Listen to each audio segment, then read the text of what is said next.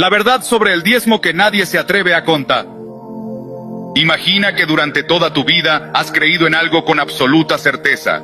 Algo que te enseñaron desde la infancia, algo que has practicado con devoción, convencido de que era la única y correcta manera de hacerlo. Pero, ¿y si un día descubres que todo lo que creías, todo lo que te dijeron sobre el diezmo, no es lo que parece? ¿Y si te dijera que hay una verdad tan poderosa, tan impactante, que podría cambiar para siempre tu manera de ver el mundo? Quédate conmigo, porque lo que vas a escuchar hoy no lo encuentras en sermones ni en libros de teología tradicional. Esto es lo que nadie quiere que sepas. El diezmo no es solo una cuestión de fe, es un concepto con profundas raíces históricas que ha evolucionado a lo largo de los siglos y que en muchos casos se ha convertido en un instrumento de manipulación y control. Para entenderlo, primero debemos hacer un viaje en el tiempo, explorar su origen y analizar cómo pasó de ser una práctica de apoyo comunitario a convertirse en una de las herramientas más poderosas de las instituciones religiosas. Desde tiempos antiguos, las civilizaciones han utilizado la religión como un mecanismo de organización social, uniendo a las comunidades bajo un mismo sistema de creencias. En la Mesopotamia antigua, en Egipto y en otras civilizaciones precristianas, existían formas de tributo a los templos y a los líderes espirituales. Estos tributos aseguraban el mantenimiento de las estructuras religiosas, pero también fortalecían el poder de quienes las dirigían. ¿Te has preguntado por qué en casi todas las culturas del mundo los templos eran las construcciones más impresionantes y ostentosas? Porque desde siempre, la fe ha sido utilizada como un medio para acumular recursos. Cuando llegamos al Antiguo Testamento, encontramos referencias explícitas al diezmo, como una obligación del pueblo de Israel, para sostener a los levitas, quienes se dedicaban exclusivamente al servicio del templo. Pero aquí está el detalle que pocos mencionan. El diezmo no era dinero, sino productos agrícolas y ganaderos. ¿Por qué? Porque la economía de la época era completamente diferente a la de hoy. Sin embargo, en la actualidad, se ha transformado en un mandato de carácter financiero que muchas iglesias exigen como una regla inquebrantable. Ahora bien, cuando el cristianismo se expandió en el Imperio Romano, la relación entre religión y dinero se hizo aún más evidente. Durante los primeros siglos, los cristianos primitivos compartían sus bienes y ayudaban a los más necesitados, sin una estructura jerárquica que impusiera pagos obligatorios. Pero con la consolidación de la Iglesia como institución y su alianza con los poderes políticos de la época, comenzó a establecerse un sistema en el que las contribuciones económicas se volvieron imprescindibles para mantener el aparato religioso. A lo largo de la historia, hemos visto cómo el diezmo ha sido utilizado como una herramienta de control financiero. En la Edad Media, la Iglesia Católica lo convirtió en una obligación impuesta a los campesinos, quienes tenían que entregar 1/10 parte de sus cosechas a la Iglesia, incluso cuando apenas tenían lo suficiente para sobrevivir. Aquellos que se negaban a contribuir eran vistos como herejes o infieles. Era un mecanismo de presión y miedo que garantizaba un flujo constante de ingresos a la institución religiosa. Pero el tiempo pasó, y aunque la economía cambió drásticamente, el diezmo continuó siendo promovido con el mismo nivel de exigencia. Hoy en día, en muchas congregaciones, se sigue enseñando que no dar el diezmo equivale a robarle a Dios. Se citan pasajes bíblicos como Malaquías 3:10, sin tomar en cuenta el contexto histórico, y sin reconocer que la manera en que se maneja el diezmo hoy en día poco tiene que ver con la práctica original. Y aquí es donde surge una gran pregunta. Si el diezmo fuera realmente un mandato divino inmutable, ¿por qué no se aplica de la misma manera en todas las iglesias? ¿Por qué hay congregaciones que lo exigen rigurosamente, mientras que otras apenas lo mencionan? La respuesta es simple, porque el diezmo, más que un principio espiritual, se ha convertido en un sistema de financiamiento que beneficia a quienes lo promueven. Pero lo más impactante es esto. Muchos de los líderes religiosos que más insisten en la importancia del diezmo viven en una prosperidad desmesurada, mientras que sus seguidores luchan por pagar sus cuentas. Iglesias con grandes lujos, aviones privados, mansiones, todo financiado con las contribuciones de personas que, en muchos casos, apenas tienen lo suficiente para vivir. ¿Acaso esto es lo que Dios quiere? ¿O es simplemente un modelo de negocio disfrazado de espiritualidad? Aquí, en este video, vamos a desentrañar todas estas cuestiones. Vamos a analizar en profundidad el verdadero origen del diezmo, cómo se ha transformado a lo largo de la historia y, sobre todo, qué impacto tiene hoy en día en las personas que lo practican. Porque una cosa es clara, la verdad siempre sale a la luz, y hoy vas a descubrir lo que nadie quiere que sepas. Para entender el diezmo, hay que remontarse siglos atrás, a épocas en las que las normas religiosas no solo eran creencias, sino sistemas de control. El diezmo no nació como un acto de fe, sino como una estructura de financiamiento de las instituciones religiosas. Y aquí es donde viene la gran pregunta: si se instituyó en tiempos donde la economía era completamente distinta a la actual, ¿por qué hoy sigue vigente de la misma manera? El diezmo tiene sus raíces en la antigua cultura hebrea, donde la economía era predominantemente agrícola. En aquellos tiempos, las personas no manejaban dinero en la forma en que lo hacemos hoy. Su riqueza estaba en sus cosechas, su ganado y los productos de la tierra. El diezmo se implementó como una forma de apoyar a los levitas, quienes no tenían tierras y dependían de la generosidad del pueblo para subsistir. Era una manera de redistribuir los bienes entre los necesitados y garantizar que el templo funcionara. Sin embargo, con el paso del tiempo, este concepto ha sido transformado y adaptado a conveniencia de ciertas instituciones. Durante la época del Segundo Templo en Jerusalén, el diezmo se volvió una práctica más sistemática, con regulaciones específicas sobre cómo debía recolectarse y quiénes eran los beneficiarios. No solo los levitas recibían el diezmo, sino que también se destinaban partes a los extranjeros, huérfanos y viudas, con un enfoque en la justicia social. Cuando el cristianismo emergió, la práctica del diezmo no formaba parte de las enseñanzas de Jesús ni de los primeros discípulos. En los primeros siglos del cristianismo, las contribuciones eran voluntarias y se basaban en la generosidad individual, sin una estructura fija de tributos. Pero con la institucionalización de la Iglesia y su fusión con el poder político, el diezmo se reintrodujo como una obligación sistemática para los fieles. En la Edad Media, la Iglesia Católica consolidó el diezmo como un impuesto obligatorio, convirtiéndose en una de sus principales fuentes de ingresos.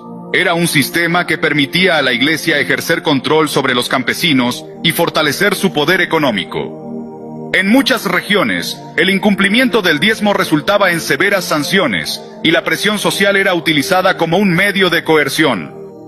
A lo largo de la historia, la práctica del diezmo ha cambiado, pero su propósito ha permanecido: generar recursos para la estructura religiosa. Y en la actualidad, sigue siendo utilizado como una herramienta de financiamiento, aunque en muchas ocasiones su uso se aleja completamente del propósito original de ayudar a los necesitados. ¿De verdad estás obligado a diezmar? Esta es la pregunta que muchos creyentes jamás se atreven a hacer. Desde los púlpitos se repite constantemente que el diezmo es un mandato divino, una orden que no se puede cuestionar.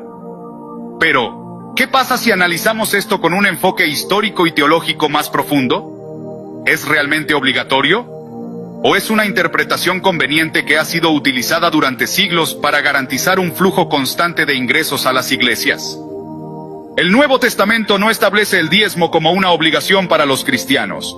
En ninguna parte de los evangelios Jesús exige a sus seguidores que entreguen el diezmo. En cambio, promueve la generosidad voluntaria, la ayuda a los necesitados y el desprendimiento de los bienes materiales en favor de los más desfavorecidos. Si el diezmo fuera una ley inquebrantable, ¿por qué Jesús no lo menciona como tal? Pablo, en sus cartas a las iglesias, nunca impone el diezmo como requisito. En 2 de Corintios 9:7, escribe: cada uno debe dar según lo que haya decidido en su corazón, no de mala gana ni por obligación, porque Dios ama al que da con alegría. Esta declaración es crucial. Habla de dar de manera voluntaria, según la propia convicción y no bajo una imposición externa. Entonces, ¿de dónde viene la idea de que el diezmo es una obligación para los cristianos? Principalmente, de interpretaciones selectivas del Antiguo Testamento y de la necesidad institucional de recaudar fondos. Muchas iglesias modernas utilizan tácticas de miedo y culpa para obligar a sus miembros a diezmar, asegurándoles que si no lo hacen, estarán bajo maldición. Pero ¿realmente Dios castigaría a alguien por no dar dinero a una organización? Lo que encontramos es que el diezmo ha sido transformado en un instrumento de manipulación, diseñado para mantener el poder económico de ciertas instituciones. Si fuera un principio universal e inmutable, todas las iglesias del mundo lo aplicarían de la misma manera. Sin embargo, no es así.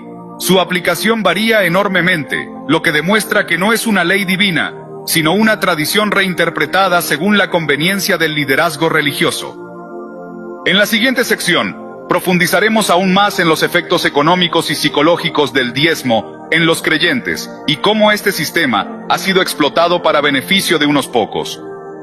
El negocio detrás del diezmo. El diezmo, en muchos casos, ha dejado de ser un acto de fe para convertirse en un modelo de negocio altamente rentable.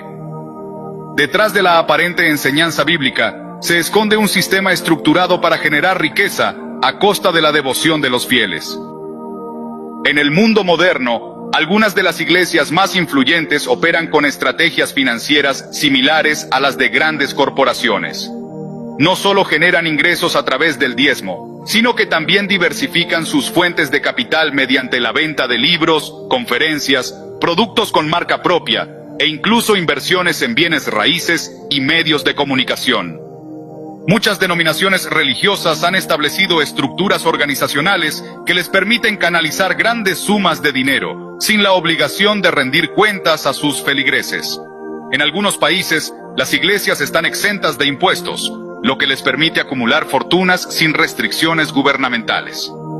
¿Te has preguntado cómo es posible que algunos pastores multimillonarios posean aviones privados, mansiones lujosas y un estilo de vida digno de la élite financiera global? La respuesta está en la forma en que manejan las contribuciones de sus seguidores. Al analizar la historia, vemos que la explotación financiera de la fe no es nueva. Desde la venta de indulgencias en la Edad Media hasta los televangelistas contemporáneos que prometen bendiciones a cambio de donaciones, el negocio de la religión ha evolucionado, pero su esencia sigue siendo la misma: obtener recursos bajo el pretexto de la espiritualidad. El impacto de este modelo de negocio es profundo. Por un lado, muchas personas se endeudan o sacrifican su bienestar financiero para cumplir con la obligación del diezmo, creyendo que así recibirán bendiciones. Por otro lado, se genera una enorme desigualdad entre los líderes religiosos y sus seguidores, creando una élite eclesiástica que se beneficia a expensas de los más vulnerables. Es momento de cuestionar: ¿es realmente el diezmo una orden divina o una estrategia de financiamiento institucional? La respuesta, como siempre, está en tu capacidad de analizar, investigar y tomar decisiones informadas. Muchas personas han creído que la bendición financiera y la prosperidad dependen del diezmo. Se les ha enseñado que dar el diezmo es la clave para recibir abundancia, pero ¿qué dice realmente la Biblia sobre esto? ¿De verdad Dios condiciona su favor al hecho de dar dinero a una iglesia? Si analizamos las enseñanzas de Jesús, vemos que la verdadera bendición no se obtiene por cumplir con un requisito monetario, sino por vivir una vida de amor, justicia y servicio a los demás. Jesús nunca le dijo a nadie: si no das el diezmo, Dios no te bendecirá. En cambio, habló de la fe, la generosidad genuina y el cuidado de los más necesitados. Históricamente, los cristianos primitivos no se preocupaban por diezmar, sino por compartir lo que tenían con los pobres. En Hechos, se nos dice que los primeros creyentes tenían todas las cosas en común y vendían sus propiedades para distribuir a cada uno según su necesidad. Este modelo dista mucho de la enseñanza moderna del diezmo, que a menudo se enfoca en enriquecer a las instituciones religiosas antes que en ayudar a los desfavorecidos. Además, muchas personas han experimentado que la verdadera prosperidad llega cuando administran sus finanzas con sabiduría, trabajan con diligencia y practican la generosidad de manera voluntaria y sin manipulación. Estudios económicos han demostrado que la estabilidad financiera no se logra por dar dinero a una organización religiosa, sino por tomar decisiones inteligentes, ahorrar e invertir en educación y oportunidades. Entonces, ¿cómo se recibe la verdadera bendición?